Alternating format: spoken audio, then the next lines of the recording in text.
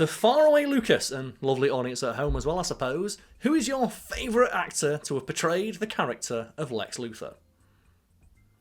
I don't really know, because, I guess just Clancy Brown? That's the right answer. You gonna wash your hands? No, because I'm evil. In DC comic canon, Lex Luthor is a megalomaniacal hyper-genius with enough money to buy the Northern Hemisphere. Do you know how much power I'd have to give up to be president? A self-admitted egomaniac, Lex Luthor is so obsessed with his self-image, in several incarnations he has built a specialised custom warsuit designed to beat up Superman that leaves his face exposed, purely so that people know that it is him beating up the Man of Steel.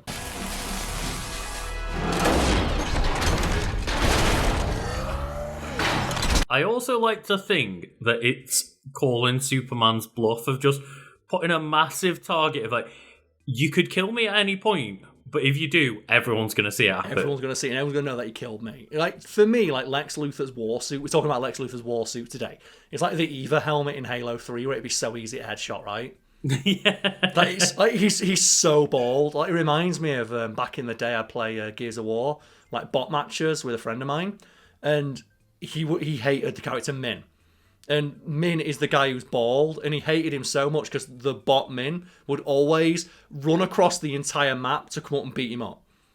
So I remember once seeing him go against 4 bot Mins with a sniper rifle, and all he did was snipe Mins. He's so easy to snipe because he's so bald. But every now and again, one of the Min army would get through and chainsaw. It's no, Min! And especially in Gears of War, because those Unreal games at the time were so, shiny. Yeah, his head, it was a battle tactic.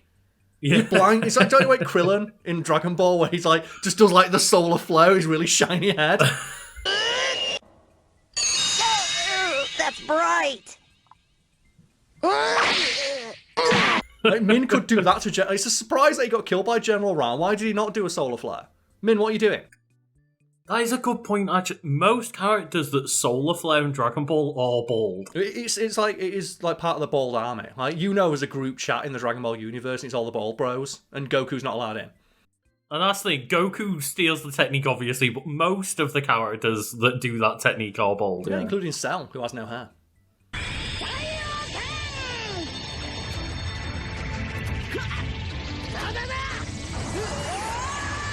But before that, Lucas, if anyone is watching this video on the day that it goes live, the 31st of January 2025, if you're watching within a few hours and you go check the pinned comment below this video, I will be streaming in celebration of my birthday, because my birthday is in it's 2 days after that, but I'm busy on my birthday, but I'll be streaming on the Friday, celebrating my birthday, and if you'd like to come say hello, happy birthday, or anything like that, or would like to do some Fact Fiend Q&A, I will be there having a few drinks with Lucas. You're turning up, right?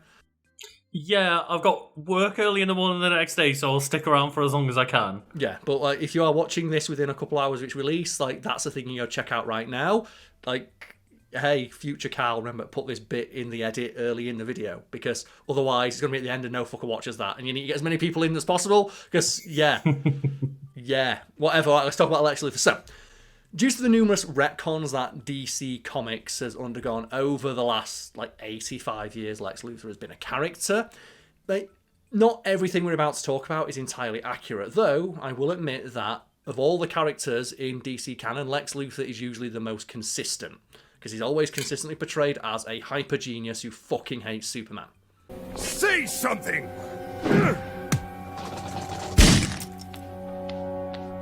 I'll be watching you, Luthor. Thing about DC rebooting and changing everything all of the time is that pretty much everything's going to be accurate at some point. Eventually, even if you just throw darts at a wall, right? Eventually you'll get it right. But in regards to Lex Luthor, his characterization is surprisingly consistent across all of the various reboots that the DC Universe has had over the 85 years he has been a character. And one of the most consistent traits of Luthor of all is that he always builds a warsuit to fight Superman, and that warsuit always has his face exposed. So even the super early warsuits, his head's always just been gleaming. Yeah, it's right there. He's ready to do the solar flare at a moment's notice. And just to get across how stupid this is, Lex Luthor's Warsuits are the most high-tech shit ever. Like, they have so much bleeding-edge technology in them because they're designed to help him fight Superman. So they need to make him strong enough to fight Superman and not die when he gets punched by Superman. And they say it is absolutely filled to the brim with everything one could need to survive an encounter with a being as strong as Superman. And one of the things I like about his suit is that not only is it just like bristling with bleeding edge technology, it also has an instantaneous uplink with every one of Luthor's satellites in orbit, which he can use to call down a hammer of dawn at any given notice, or just crash the satellite into someone.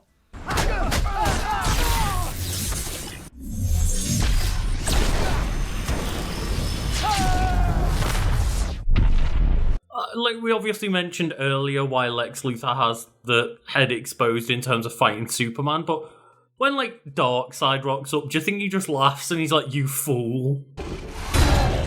Metropolis is, and always has been, under the protection of Lex Luthor, you son of a bitch! He just goes, "You know what, calling the satellites?" What? He- Just satellites crashing. It's like... He can target the Omega beams to the dome, Karl. Yeah, he can, but like Lex Luthor just calls in a satellite and it crashes into that satellite's in ass. What are you going to do? It reminds me of like when I was playing like that Star Wars Battlefront game years ago. I think I was playing the beta and it was on Hoth and I saw Darth Vader. And like, I'll be honest, Darth Vader's really easy to spot on Hoth, but something Darth Vader did in those games is like a regular blaster bolt, he just deflects it automatically. And I was like, oh, he's getting real close. And he was like, right, he was really far away. Then he got closer, and I took a few pot shots, and then Darth Vader spotted me. He's like walking towards me. I'm like, a couple more pot shots. All right, he's getting pretty close now. Oh god, he's gonna get me! And then out of nowhere, a fucking TIE fighter crashed into him, driven by a guy called like Weed Smoker 420, and just he took out Darth Vader.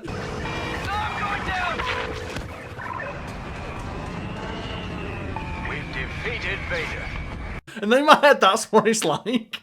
And like the villain is approaching Lex Luthor, and he just like does like 14 satellites just crash into him 2 seconds later.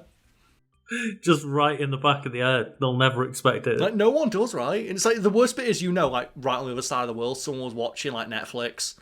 Or like Lex Flix, I suppose, in that universe. It just goes down because Lex Luthor called in the satellite to crash into Darkseid or some shit.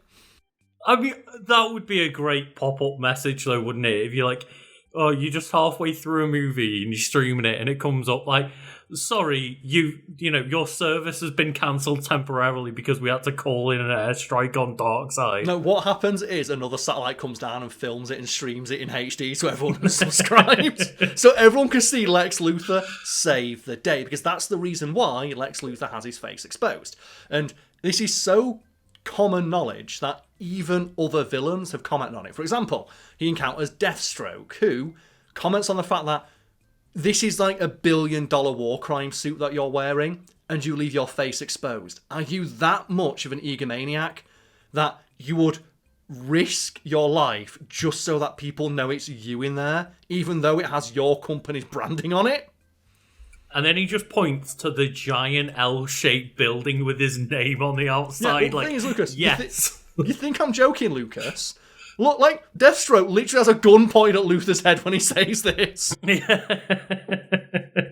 So, obviously, his head is exposed, but is there some kind of, like, invisible force field tech shit going on? You've got it in one, Lucas. There is, like, invisible force field tech built into his suit that is so strong it can protect him from a blow from someone like Superman. And his head isn't exposed, but he deliberately does not put a helmet onto the war crime suit so that people can see him. And when he gets asked about this, sometimes Luthor's like, no, I do it so that I have full tactical awareness of the battlefield. So I don't want it blocking my peripheral vision, which makes no sense because the suit also has AI in it that allows the suit to like pilot itself autonomously. Also, it's linked to every Lex satellite and like piece of technology in his surrounding areas, which feeds all the information directly into his brain anyway. So he doesn't need to do that, but that's his excuse. Yeah, I mean, he needs to do it, Karl, because that way, no matter where the news camera is, they can see that it's Lex in that outfit. Well, you're going to spot him a mile off, right? It's like, do you know in The Simpsons where like Homer gets the pink shirt And it shows like the crowd of like people walking into the power plant, and you can just spot Homer immediately because he's wearing the pink. That's what Luthor's doing. It's like, okay, we're looking at this like huge battle scene. Okay, where's there's the head. You just see the ting. You see the shine. That's Lex Luthor.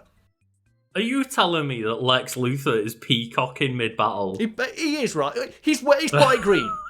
He's bright green. It's his own company's colour scheme. That reminds me a little bit of Sam Jackson. Like, do you know, like that battle in Star Wars? I forget which one, but it's in the prequels where it's like Attack of the Clones. Like the battle in the arena where like 50,000 Jedi turn up. Mm-hmm. Like the reason why like Mace Windu has a purple lightsaber is because Sam Jackson watched that scene and went, George, like, this looks like shit. I can't see where I am. And keep in mind, like Mace Windu was like the one black Jedi, and he still couldn't spot where he was on the thing. He's like, can you give me like maybe a purple lightsaber? And George Lucas like, well, lightsabers aren't purple. And Samuel L. Jackson responded like, but you can change that, right? And George Lucas must have just suddenly got drunk on power at that moment. Went, actually, yeah, I can change that. Fuck it. Come back in a week. And like when he came back in a week, like according to Sam Jackson, George Lucas told him like, yeah, the fanboys are already really mad about this one. Good guys are green and blue. Bad guys are red. That's just the way it works. No purple left? You might get purple. But your character has a purple lightsaber, and someone's like, yeah, let's go. And when I came back to do reshoots, he said, I'm gonna show you something. It's already causing a shitstorm online. And he had the purple lightsaber, and I was like, yeah. Yeah, and I was just quickly double checking, but I am right in saying that they've recently just like re-released or remastered or whatever that game that I love that I know is awful, but on PS1, Jedi Power Battles. Okay, not Masters of Terra's Cassie then. No. The one that's slightly better than that and a bit more fun, but like Lucas, still not great. Lucas, turning your TV off and putting your controller down is more fun than Masters of Terra's Cassie. That game fucking sucks. And look, Jedi Power Battles, I'm under no illusion that it's probably a bad game, but I had a lot of fun with it as a kid. But it does in fact feature Mace Windu with the blue lightsaber because they hadn't made the change yet.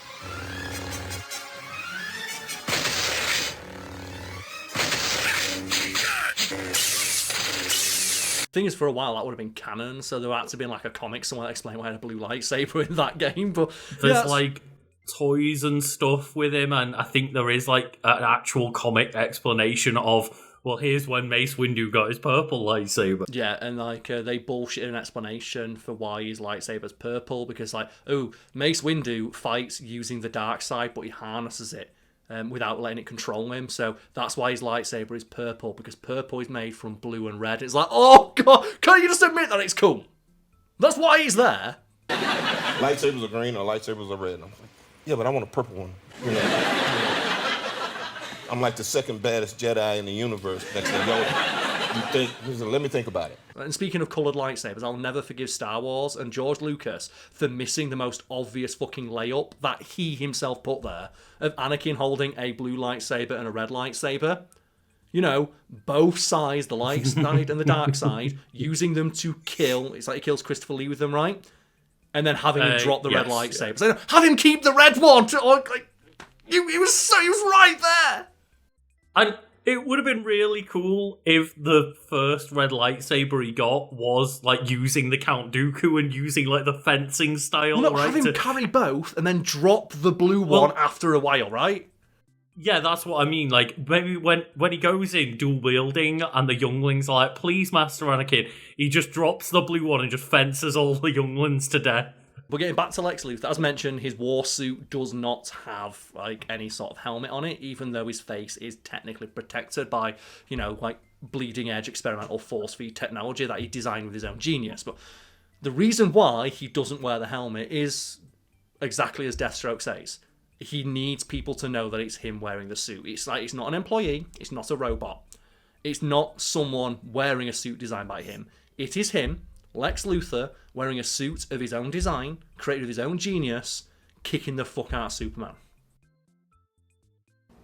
Feel that, Kent. Real muscle. Not the gift of alien biochemistry, the product of hard work. As far as I'm aware, like Lex Luthor basically sees himself as the Earth's greatest hero, right? And wants to prove that point that Superman isn't what humanity need, it's him. So I do get that, like, yeah, that he doesn't want it to just be like, oh, well, that was clearly just a fucking robot. Yeah, and he hates that Superman is seen as, like, the saviour of humanity. He's like, no, it should, like, humanity should save itself. And who better than to lead humanity into its new golden age than the smartest man on Earth? And I'm so smart that I can develop technology that makes me rival Superman in his strength. And this is not because I'm like, I'm an alien with bullshit like powers to absorb the sun. I'm a regular man, and this suit is powered by only my own genius. And using that, I'm going to beat the fuck out of Man of Steel. That's the thing, right, is that he wants humanity to be able to rely on humanity, not aliens. And that's one of the things that he builds to prove it, of like, we don't need Superman to save us. So, but Superman's super strong and can fly. It's like, hey, I can build every single person on Earth one of these fucking suits. I can build an entire army of people wearing these suits. We have an army of Supermen. I could make the whole world be able to, like, leap mountains and shit like this, or He's fly Syndrome. around, or... Yeah, he's Syndrome. Yeah, he is, but the fact that he chooses not to do it is so Lex, Well, right? yeah, that's the thing about he could, but he chooses not to. And there's like... his ego is really his only weakness. Besides the fact he's like just a regular person. If Superman wanted to, he could fly into his office and chop his head off, but he won't. Yeah. Why limit myself to just one city? A being with your abilities could be very useful to me on a, shall we say, global scale. And there's numerous comics where Lex Luthor has been basically just baited into saving the day, purely because Superman dares him that he can't. For example, there's like a guy dying of cancer in one comic. It might be another hero, but the thing is that this guy is dying. And Lex Luthor's there like, what are you going to do, Superman? And Superman's like, I can't help him.